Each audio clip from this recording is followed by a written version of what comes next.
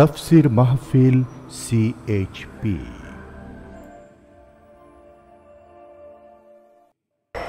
ফেরাউন কাফের, স্ত্রী আসিয়া মুমিনা। সুবহানাল্লাহ বিহামদি। চিন্তা করা যায় হেদায়েত কত বড় নিয়ামত।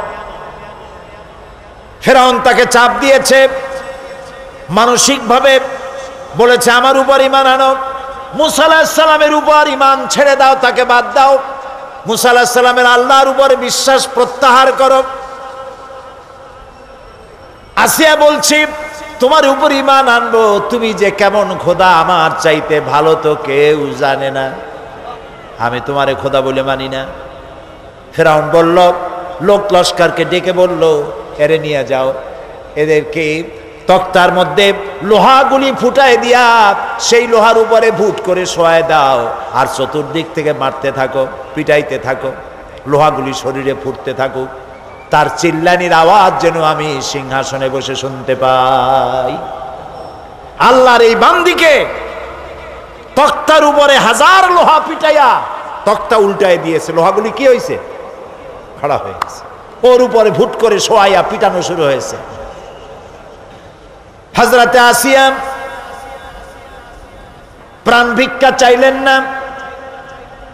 কোরআনে কারীমে রব্বুল আলামিন বলেন, হযরতে আসিয়া কাঁদতে লাগলেন আর বলতে লাগলেন, রব্বুল আলামিন আমি জালিমের জুলমের মধ্যে পড়েছি, আয় আল্লাহ তাআলা এই জুলুম থেকে ফেরাউন এবং তার সাথী সঙ্গীদের জুলুম থেকে আমারে বাঁচাও, আর তোমার কাছে জান্নাতের ভিতরে আমার জন্য একটা ঘর বানাইয়া দিও, আমাকে ঈমানের মউত দিও। রব্বুল আলামিন ফেরেশতাদেরকে অর্ডার করলেন, আমার ফেরেশতারা আসমানের দরওয়াজাগুলি খুলে দাও, আমার আসিয়া যেন আমার জান্নাত দেখে তার রূহ যেন জান্নাতের দিকে পারওয়াজ করতে পারে। হেদায়েত আল্লাহ যারে দেন, আগুনের উপরে দাঁড়িয়ে সে আগুনের অগ্নি পরীক্ষা দিয়ে হেদায়েতের উপরে টিকে থাকে, আর কপালে যার নাই হেদায়েত থেকে বিগড়ে যায়। এই জন্য আল্লাহর কাছে এই দোয়া করতে হবে, রব্বানা লা তুজিগ কুলুবানা বাদা ইয হাদাইতানা ওয়া হাব লানা মিন লাদুনকা রাহমাতান ইন্নাকা আনতাল ওয়াহ্হাব। কিয়ামত হলো, হাসর হলো, মানুষগুলোকে একত্রিত করা হলো, এবার আল্লাহ দরবারে আল্লাহ রাব্বুল আলামিন হিসাব নিবেন, নিকাশ করবেন, হিসাব নেবেন। দুই ধরনের হিসাব হবে। সমস্ত মানব কুলের অপরাধীর ভালো কাজের খাতাপত্র হাজির হয়ে যাবে, এটি এক ধরনের। আর মুমিন ব্যক্তিদের অপরাধের খাতাগুলিও এক জায়গায় হবে আল্লাহ রাব্বুল আলামিনের সামনে।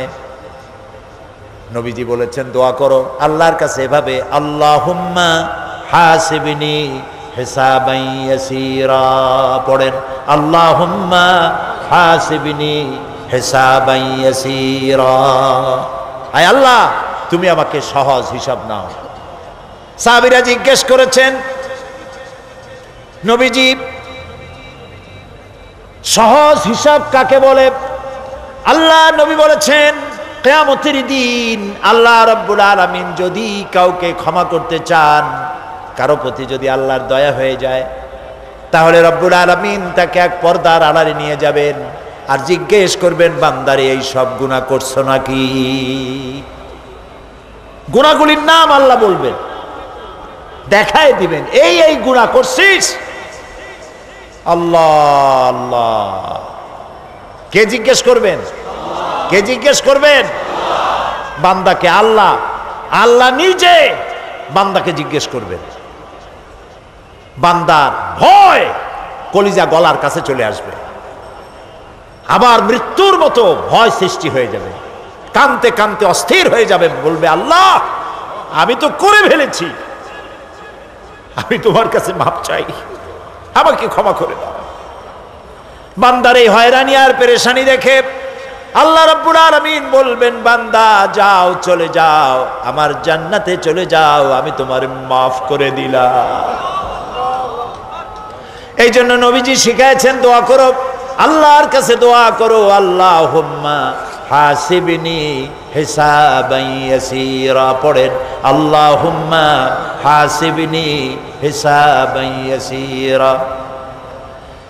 মানুষের যে সাধারণ হিসাব হবে সে সম্পর্কে আল্লাহ পাক বলেন ইয়াউমাইযিন তু'রাদুনা লা তাখফা মিনকুম খাফিয়া। সেদিন তোমাদের হিসাব নিকাশ পেশ করা হবে এবং তোমাদের কোনো বিষয় গোপন রাখা হবে না, কিচ্ছু গোপন থাকবে না, সব প্রকাশিত হয়ে যাবে। ইন্না লিল্লাহি ওয়া ইন্না ইলাইহি রাজিউন। আল্লাহ তাআলা বলেন ইয়াউমাইযিন ইয়াসদুরুন নাসু আশতাতান লিয়ুরাউ আ'মালাহুম ফামান ইয়া'মাল মিসকালা যাররাতিন খায়রান ইয়ারা ওয়া মান ইয়া'মাল মিসকালা যাররাতিন শাররান ইয়ারা। সেদিন মানুষকে বিভিন্ন দলে বিভক্ত করা হবে, সব এক জায়গায় থাকবে হাসরে মানুষ। তখন আসামি খুনি, এই যে বিরাট মাহফিল, বিশাল মাহফিল, এর মধ্যে চোর ডাকাত খুনি এই জাতীয় লোক থাকতে পারে না? পারে কিনা? তারা কিন্তু এখন নিরাপদ, যেহেতু পুলিশও দেখতেছে না আর র্যাবেও দেখতেছে না, খুব নিরাপদ। কিন্তু হঠাৎ করে যদি বলা হয় এই সমাবেশের ভিতরে সন্ত্রাসী কারা, তাদেরকে আমরা শনাক্ত করেছি, তারা আলাদা হয়ে যাও, তখন অবস্থাটা কেমন হবে? মৌতের শামিল হয়ে যাবে, ঠিক না? সমস্ত মানুষেরা হাসরের মাঠে একসাথে থাকবে, হঠাৎ করে হুকুম হবে, আওয়াজ হবে অমতাজুল ইয়াউমা আইয়ুহাল মুজরিমুন। অপরাধীর দলের আলাদা হয়ে যাও। নেককার থেকে তারা তখন আলাদা হয়ে যাবে, দলে দলে বিভক্ত হয়ে যাবে, বিভক্ত হবে এবং তাদের কৃতকর্ম তাদেরকে এই জন্য করা হবে যাতে করে তাদের কৃতকর্ম তাদেরকে দেখানো যায়। অতঃপর কেউ যদি সরিষা পরিমাণ ভালো কাজ করে পুরস্কৃত করা হবে, সরিষা পরিমাণ খারাপ কাজও যদি করে দেখানো হবে এবং সেজন্য তাকে তিরস্কার ভোগ করতে হবে, শাস্তি দিতে হবে। প্রিয় ভাই সব, সেই কঠিন হাসরের ময়দানে সমস্ত মানব গোষ্ঠীকে একত্রিত করা হবে। আমল নামা বলতে সেখানে বোঝানো হয় আমল নামা উপস্থিত করা হবে যাতে মানুষের সকল ধরনের কর্মগুলিকে লিপিবদ্ধ করে রাখা হয়েছে। আল্লাহ তাআলা বলেন ওয়াউদিয়াল কিতাবু ফাতারাল মুজরিমিনা মুশফিকিনা মিম্মা ফীহি ওয়া ইয়াকুলুনা ইয়া ওয়াইলাতানা মা লিহাযাল কিতাব। আর আমলনামা সামনে রাখা হবে, তাতে যা লেখা আছে তার কারণে আপনি অপরাধীদেরকে ভীত এবং সন্ত্রস্ত দেখতে পাবেন। আল্লাহ তাআলা বলছেন আমলনামা হাতে এসে যাবে এবং এই হাতে আমলনামা পাওয়ার পর তারা বলবে মালি হাযাল কিতাব লা ইউগাদিরু সাগীরাতান ওয়ালা কাবীরাতান ইল্লা আহসাহা। এটা কি আশ্চর্য কিতাব! বড় বড় পাপ যা করেছি তাও লেখা হয়েছে, ছোট ছোট পাপ যা করেছি তাও লেখা হয়েছে। ওয়াজাদু মা আমিলু হাদিরান ওয়ালা ইয়াজলিমু রাব্বুকা আহাদা। যা যা তুমি আমল করেছিলে সমস্ত কৃতকর্ম কাগজে পত্রে লেখা আছে। তোমার রব কারো প্রতি জুলুম করবেন না। অমাল্লাহু বিযাল্লামিন লিল আবিদ। আল্লাহ তাআলা বান্দার উপরে কখনো জুলুম করেন না। এগুলি সব উপস্থিত হয়ে যাবে, বিশ্বাস করেন? এইখানে মাত্র কয়েকজন লোক কইল জি, এটা তো ঈমানের প্রশ্ন। এসব কথা যা বলা হলো বিশ্বাস করেন? আল্লাহ যেন এই বিশ্বাস আমাদের কলিজার মধ্যে গেড়ে দেন, বলেন আমিন। প্রিয় ভাই সব, আল্লাহ রাব্বুল আলামিন এই কোরআনে কারীমের ভিতরে সব কিছুকে ওপেন সিক্রেট করেছেন, কোনো গোপন কিছুই রাখেন নাই, সবগুলিকে খুলে খুলে বলে দিয়েছেন। আল্লাহ তাআলা বলেন, ওয়া কুল্লা ইনসানিন আলজামনাহু তাইরাহু ফি উনুকি ওয়া নুখরিজু লাহু ইয়াওমাল কিয়ামাতি কিতাবান ইয়ালকাহু মানসুরা ওয়া কুল্লা ইনসানিন আলজামনাহু তাইরাহু ফি উনুকি। আমি প্রত্যেক মানুষকে, মানুষের কর্মকে তার গ্রীবা লগ্ন করে দিয়েছি। এই যে গলা, গলা, এই গলার কাছে একটা ঘুটলির মতো, একটা সিম কার্ডের মতো এইখানে আমি রেখে দিয়েছি। কোথায়? কোন গলায়? কে বলতেছেন এ কথা? এই ঘুটলির ভিতরে তুমি যা করতেছো সব লিপিবদ্ধ হচ্ছে। সুবহানাল্লাহ বলেন।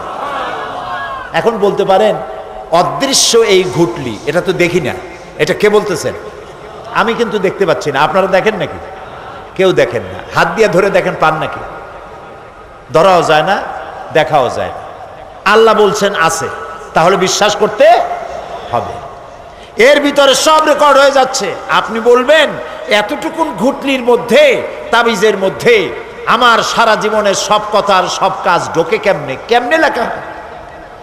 তাহলে পাল্টা প্রশ্ন করি, আপনার মোবাইলের সিম কার্ডে এত ফোন নাম্বার, এত ইমেল, এত কি বলে, এত টেক্সট, এত কিছু, আপনার আরো কি জানি আছে, মেসেজ দেওয়াটা হাবিজাবি আছে না, অনেক কিছু গোষ্ঠী সুদ্ধা, এগুলো কেমনে হয়?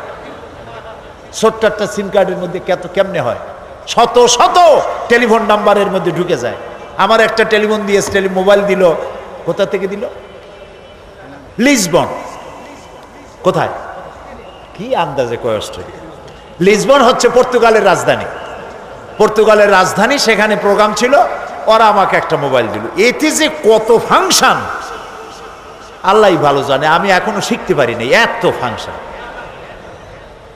এতটুকু একটা মোবাইলের মধ্যে। কম্পিউটার, কম্পিউটারের ছোট্ট একটা মাইক্রোচিপ যন্ত্র, যে কম্পিউটার ব্যবহার করা এখন বাচ্চা ছেলেপেলেরাও জানে।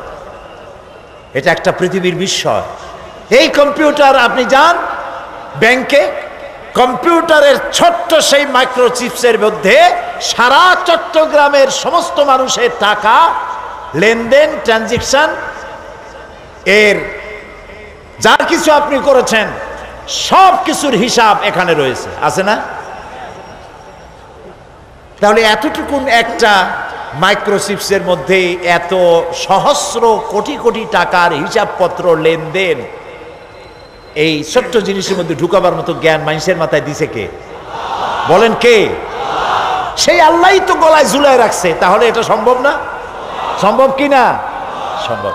এখন এই কথাগুলি বলে আল্লাহ মানুষের ক্ষতি করছেন না উপকার করছেন?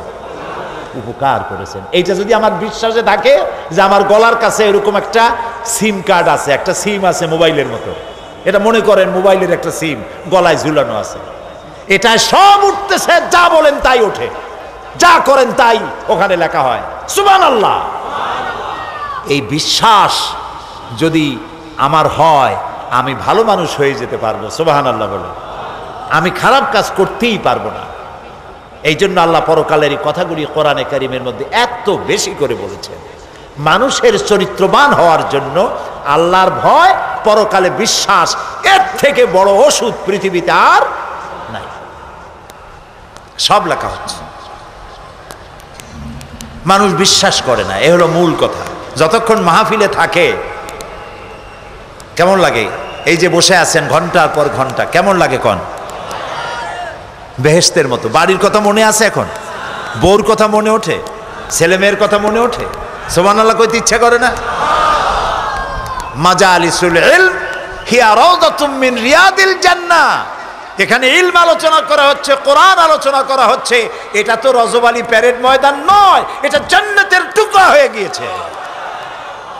বেহেশতের বাগানে বসে আছেন। বেহেশতে মানুষেরা দুনিয়ার কথা চিন্তা করবে না। দুনিয়া কি? এটা পায়খানা। এখানে আসছিল ওই পায়খানা করার জন্য, এটা পায়খানা।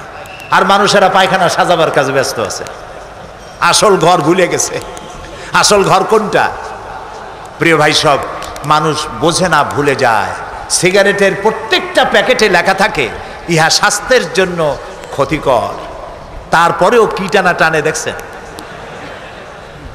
বিশ্বাস করেন না, গা সহ হয়ে গেছে।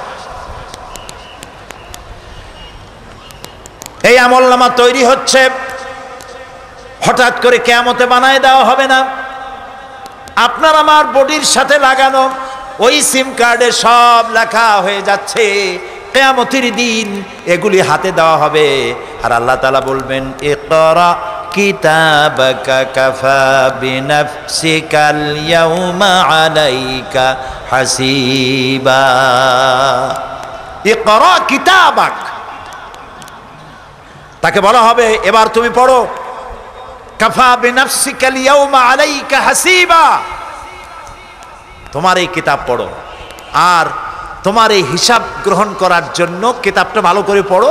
তোমার নিজের হিসাব নেওয়ার জন্য তুমি নিজেই যথেষ্ট। তুমি দোজখে যাবা না বেহেশতে যাবা, তুমি নিজেই সিদ্ধান্ত নাও কোথায় যাবা।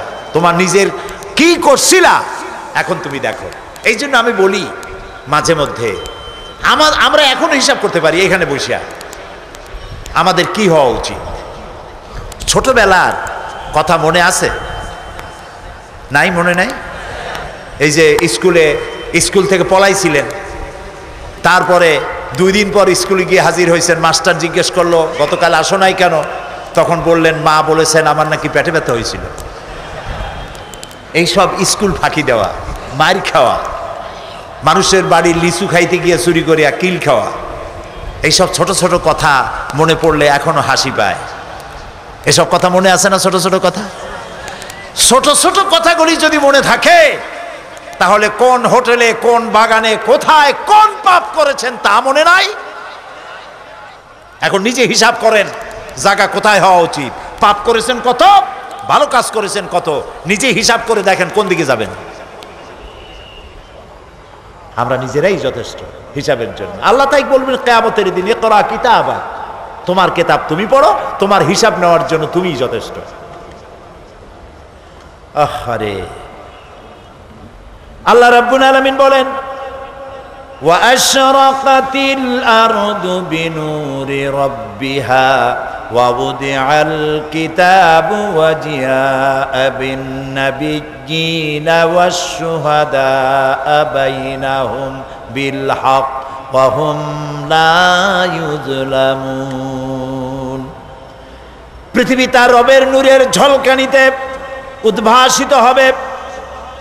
সুবহানাল্লাহ, সুবহানাল্লাহ। আল্লাহর নূরের ঝলকানিতে গোটা পৃথিবী উদ্ভাসিত হয়ে যাবে। আমলনামা তুলে ধরা হবে, পয়গম্বর এবং সাক্ষীগণকে হাজির করা হবে এবং সকলের প্রতি সুবিচার করা হবে, তাদের কারো প্রতি জুলুম করা হবে না। আল্লাহ গ্যারান্টি দিচ্ছেন কারো প্রতি জুলুম করা হবে না। সুতরাং হে মানুষেরা, ইয়া আইয়ুহাল ইনসানু ইন্নাকা কাদিহুন ইলা রাব্বিকা কাদহান ফামুলাকি। হে মানুষ, তোমার পালনকর্তা পর্যন্ত পৌঁছতে তোমাকে অনেক কষ্ট করতে হবে, এরপর তুমি তার সাক্ষাৎ পাবে। কিয়ামতে তোমার সাক্ষাৎ হবে। কাজেই তোমার নিজের আমলকে সুন্দর করে আমলকে তৈরি করে নাও। فَأَمَّا مَنْ أُوتِيَ كِتَابَهُ بِيَمِينِهِ فَسَوْفَ يُحَاسَبُ حِسَابًا يَسِيرًا وَيَنْقَلِبُ إِلَى أَهْلِهِ مسرورا। সুবহানাল্লাহ, সুবহানাল্লাহ। যার ডান হাতে আমলনামা দেওয়া হবে, কিয়ামতের দিন আমলনামাগুলি উড়িয়ে দেওয়া হবে। ইমানদারের সামনের থেকে কোন হাতে, আর বেঈমানের পিছন থেকে বাম হাতে। এই আমলনামা যখন যার ডান হাতে আমলনামা পৌঁছে যাবে, তার হিসাব নিকাশ সহজ হয়ে যাবে। আমলনামা হাতে করে আনন্দ চিত্তে সে আপন পরিবারের সঙ্গে মিলিত হতে পারবে। সুবহানাল্লাহ। আল্লাহ কিয়ামতের দিন দয়া করে আমাদের আমলনামা আমাদের ডাইন হাতে দিয়ে দিও। আল্লাহ তাআলা দয়া করে আমাদের হাতে, আমাদের ডান হাতে আমাদের আমলনামা দিও। দয়া করে আমাদের আমলনামা আমাদের ডাইন হাতে দিও। আনন্দ চিত্তে পরিবারের সঙ্গে দেখা করে সব পরিবার, মা বাপ, স্ত্রী পুত্র পরিজন, ভাই বোন, বন্ধু বান্ধব নিয়ে এক জান্নাতে থাকার তৌফিক দিও। আয় আল্লাহ, বিগত 26 বছর যারাই মাহফিলে এসেছেন তাদেরকে নিয়ে এক জান্নাতে থাকার আমাদেরকে তৌফিক দিয়ে দিও। وَأَمَّا مَنْ أُوتِيَ كِتَابَهُ وَرَاءَ ظَهْرِهِ فَسَوْفَ يَدْعُو ثُبُورًا وَيَصْلَى سَعِيرًا। আর যার আমলনামা পিছন থেকে বাম হাতে আসবে সে তো মৃত্যুকে আহ্বান করতে থাকবে, মৃত্যুকে ডাকবে। এর থেকে যদি মরে যেতে পারতাম তাও ভালো হইতো। তার আর উপায় থাকবে না, তার জায়গা হবে জাহান্নামে। নাউযুবিল্লাহ। আমরা সবাই বলি নাউযুবিল্লাহ। এরপরে আল্লাহ রাব্বুল আলামিন মিজান খাড়া করবেন, দাড়িপাল্লা। মিজান কি? দাড়িপাল্লা। ইনসাফ কি মুকদ্দাস তারাজু। ইনসাফের প্রতীক কি? তাও কইতে পারেন না, জোরে কোন না। এটা হচ্ছে ইনসাফের প্রতীক। সুপ্রিম কোর্ট ঢাকা, সুপ্রিম কোর্টের সামনে বিশাল দাড়িপাল্লা টানানো, দেখছেন না? মানুষেরা তো বোঝে না, গ্রাম দিয়ে লোকেরা যায়, যাই এটা দেখে কয় যে ওরে বাবা, জামাত ইসলামের এত বড় অফিস। দাড়িপাল্লা তো জামাত ইসলামের না, এটা ইনসাফের প্রতীক। তারা ক্ষমতায় গেলে ইনসাফ করবে এটা বুঝাবার জন্য এই প্রতীককে গ্রহণ করেছে। আল্লাহ যেন ইনসাফ করার তৌফিক দিয়ে দেয়। বলেন আমিন, জোরে বলেন আমিন। কিয়ামতের দিন এই দাড়িপাল্লা মিজান আল্লাহ তাআলা প্রতিষ্ঠিত করবেন এবং এই মিজানে যার পুণ্য পাল্লা ভারী হবে সে কৃতকার্য, আর যার পাল্লা হালকা হবে আহা সব শেষ। আল্লাহ রাব্বুল আলামিন বলেন, وَنَضَعُ الْمَوَازِينَ الْقِسْطَ لِيَوْمِ الْقِيَامَةِ فَلَا تُظْلَمُ نَفْسٌ شَيْئًا وَإِنْ كَانَ مِثْقَالَ حَبَّةٍ مِّنْ خَرْدَلٍ أَتَيْنَا بِهَا وَكَفَى بِنَا حَاسِبِينَ। আমি কিয়ামতের দিন ন্যায় বিচারের মানদণ্ড স্থাপন করব। তখন কারো প্রতি অবিচার করা হবে না। যদি কোনো আমল সরিষার দানা পরিমাণ হয় আমি তা হাজির করব। সুবহানাল্লাহ, সুবহানাল্লাহ। এবং হিসাব গ্রহণের জন্য আমি যথেষ্ট। এবং হিসাব মানুষেরা মনে করবে এত মানুষ, আদম আলাইহিস সালাম থেকে নিয়ে পর্যন্ত, এখান থেকে নিয়ে কিয়ামত পর্যন্ত সব মানুষেরই তো উঠবে সেখানে হিসাব হবে নাকি? একজন একজন করে হিসাব হবে। আল্লাহ বলছেন, আল্লাহ সারিউল হিসাব, দ্রুত হিসাব নিতে সক্ষম। আল্লাহ নিজের কানে নিজে শুনবেন, অন্যের মাধ্যমে নয়, নিজে শুনবেন। প্রত্যেক আর আসামির কাছ থেকে, লোকদের কাছ থেকে তার বক্তব্য শুনবেন। ভায়া মিডিয়া শুনবেন না, নিজেই শুনবেন। আল্লাহর কান আছে না, চোখ আছে না? লোকেরা এই যে বইপত্রে লেখে আল্লাহ হচ্ছেন নিরাকার, কত বড় বাজে কথা। আল্লাহ নিরাকার, আমরা এমন এক আল্লাহর ইবাদত করি তিনি আমাদের কিছু শুনতে পান না, কান টান নাই, তিনি আমাদের কিছু দেখতে পান না। এরকম নাকি আল্লাহ তাআলা? আল্লাহ তাআলা কোরআন শরীফে বলেছেন আল্লাহর হাত, আল্লাহর পা, আল্লাহর চোখ, আল্লাহর মুখ। তবে এগুলি কি রকম? আল্লাহর হাত, পা, চোখ কেমন, আকারটা কেমন? এর একটাই জবাব। কয়টা জবাব? জোরে বলেন। একটাই জবাব, আল্লাহর যেমন হওয়া উচিত তেমন। সুবহানাল্লাহ বলেন, সুবহানাল্লাহ বলেন। এর থেকে আর কোনো জবাব নাই, এই একটাই জবাব, আল্লাহর যেমন হওয়া উচিত ঠিক তেমন। লাইসা কামিসলিহি শাইউন, আল্লাহর অনুরূপ, আল্লাহর মতো আকাশেও কিছু নাই, জমিনেও কিছু নাই। এটা আমাদের ঈমান, এটা আমাদের কি ঈমান। সুতরাং তিনি জুলুম করবেন না এবং হিসাব নেবেন, আর যথার্থ হিসাব নেবেন, সেখানে কারো প্রতি কোনো জুলুম করা হবে না। ومن خفت موازينه فأولئك الذين خسروا أنفسهم بما كانوا بآياتنا يظلمون। আর যাদের পাল্লা হালকা হবে তারা তো শুধু নিজেদেরই ক্ষতি সাধন করবে, কেননা তারা আমার আয়াত সমূহকে অস্বীকার করত। আল্লাহরে যারা অস্বীকার করত, আখেরাত নাই, কিয়ামত নাই, বেহেশত নাই, কবরের মধ্যে কোনো শাস্তি নাই, কবরের কোনো প্রশ্ন নাই, এগুলি যারা বলতো তারা কিয়ামতে ক্ষতিগ্রস্ত হবে। এখন কিয়ামতের দিন মিজান আমরা হালকা করতে চাই না ভারী করতে চাই? জবাব চাই। কি করবেন? যদি ভারী করতে চান নেক আমল বেশি বেশি করবেন। আর একটি হাদিস শোনাবো, যেই হাদিসের ভিতরে পাল্লা ভারী করার মতো কথা নবীজি বলেছেন, শুনবেন নাকি? বুখারী শরীফের শেষ হাদিস। আল্লাহর নবী বলেন, কালিমাতানে হাবিবাতানে ইলার রহমান খাফিফাতানে আলাল লিসান সাকিলাতানে ফিল মিজান সুবহানাল্লাহি ওয়া বিহামদিহি সুবহানাল্লাহিল আযীম। নবীজি বলেন, দুইটা কালেমা, দুটি শব্দ আল্লাহর কাছে খুবই প্রিয়, মুখে উচ্চারণ করা একেবারেই হালকা, আর কিয়ামতের দিন এই শব্দ দুটি দিয়ে আল্লাহ রাব্বুল আলামিন মিজানের পাল্লাকে ভারী করে দিবে। সেই শব্দ দুটি হলো, পড়েন আমার সাথে, সুবহানাল্লাহি ওয়া বিহামদিহি সুবহানাল্লাহিল আযীম। সবাই পড়েন, সুবহানাল্লাহি ওয়া বিহামদিহি সুবহানাল্লাহিল আযীম সুবহানাল্লাহি ওয়া বিহামদিহি সুবহানাল্লাহিল আযীম। জান্নাতের ভিতরে মানুষের কোনো দুঃখ থাকবে না। কাদের দুঃখ থাকবে না? জান্নাতীদের। কথা কি শোনেন? তো সাথে সাথে ঠাস ঠাস করে জবাব দিতে পারেন না কেন? জান্নাতীদের ভেতরে, জান্নাতীদের কি থাকবে না? কোনো দুঃখ থাকবে না। একটা দুঃখ থাকবে। কটা দুঃখ?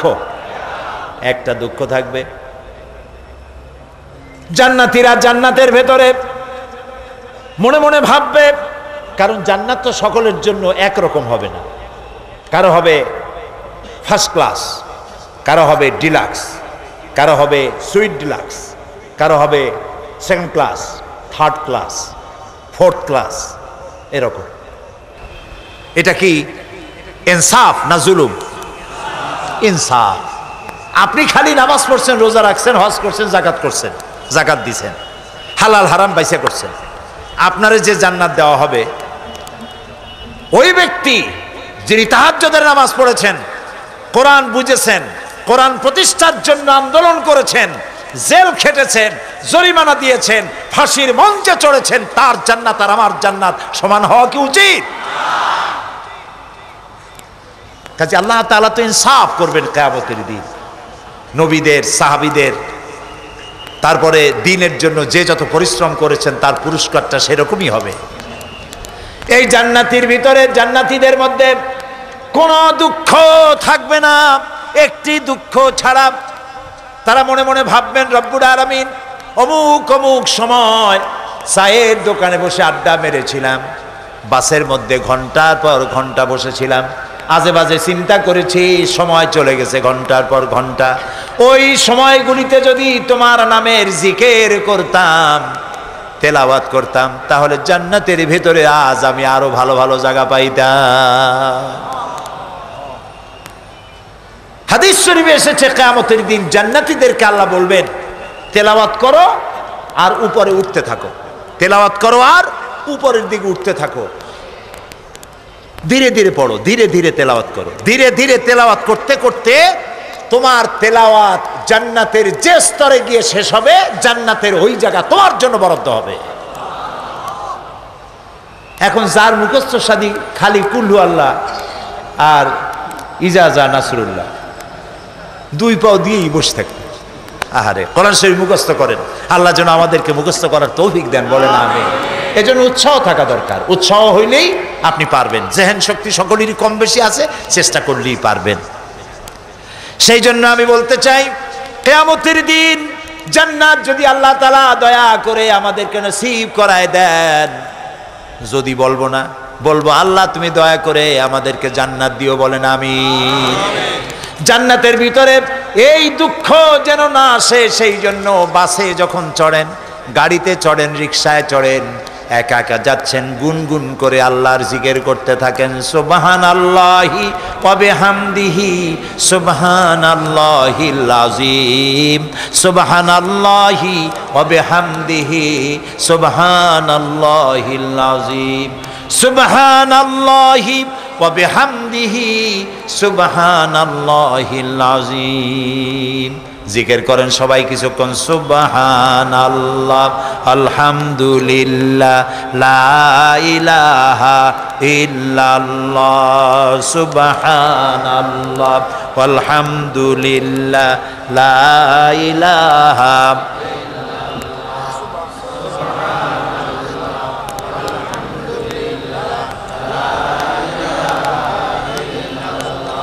ভালো লাগে না? মজা লাগে না? প্রাণ খুলে বলেন সুবহানাল্লাহ ওয়ালহামদুলিল্লাহ, লা ইলাহা ইল্লাল্লাহ, সুবহানাল্লাহ ওয়ালহামদুলিল্লাহ, লা ইলাহা, লা ইলাহা ইল্লাল্লাহু মুহাম্মাদুর রাসূলুল্লাহ।